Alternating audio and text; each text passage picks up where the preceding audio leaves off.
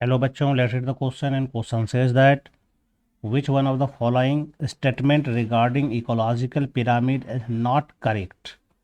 तो यहाँ पर जो क्वेश्चंस पूछे जा रहे हैं वो इकोलॉजिकल पिरामिड से रिलेटेड है और पूछा जा रहा है कौन सा करेक्ट नहीं है ना।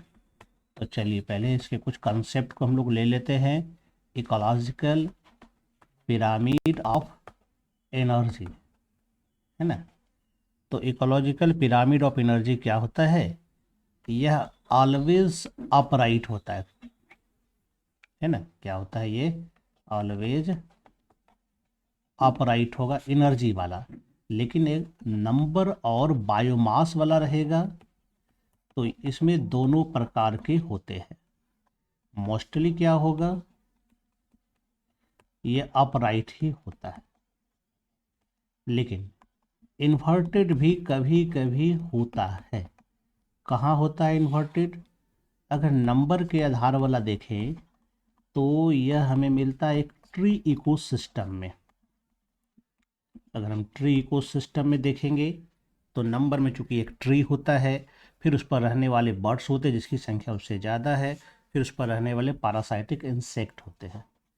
और बायोमास वाले में अगर हम देखेंगे तो एक्वेटिक इकोसिस्टम, ओशियन है, लेक है, पॉन्ड है, यहाँ पर भी हमको इन्वर्टेड मिलेगा, है ना।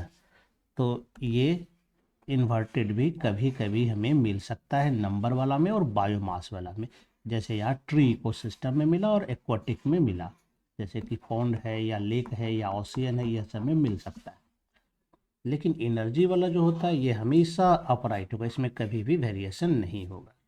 तो चलिए देखते हैं पहले ऑप्शन को। ऑप्शन के आधार पर फिर हम लोग आंसरिंग इसका करते हैं। फर्स्ट में कहता है in most ecosystem the pyramid of numbers and biomass are upright. तो नंबर एंड बायोमास के आधार पर जो पिरामिड बनेगा वो क्या होगा? अपराइट होगा। तो ये हमारा क्या है? यह करेक्ट पॉइंट है हमारा। फिर कहता है in tree dominated ecosystem the pyramid of numbers is inverted. तो ये ट्री इकोसिस्टम में पिरामिड ऑफ नंबर क्या होता है? ये इन्वर्टेड है। तो ये भी हमारा करेक्ट है। चुनना हमें नॉट करेक्ट, तो हमारा ये आंसर नहीं होगा। सी में कहता है the pyramid of energy expresses mainly the rate of food production. Pyramid of energy में जो हम जाते हैं तो चूंकि हम जानते हैं कि एनर्जी ट्रांसफर होता है एक लेवल से दूसरे लेवल में, lower level to higher level की ओर। लेकिन वहाँ पर एनर्जी का मतलब फूड प्रोडक्शन है, क्योंकि जो सोलर एनर्जी होता है उसको केमिकल एनर्जी के रूप में सिंथेसाइज किया जाता है। तो ये पॉइंट भी हमारा क्या है? करेक्ट है ना। तो ये भी हमारा आंसर नहीं होगा। डीम कहता है इन deep water ecosystem the pyramid of biomass is upright.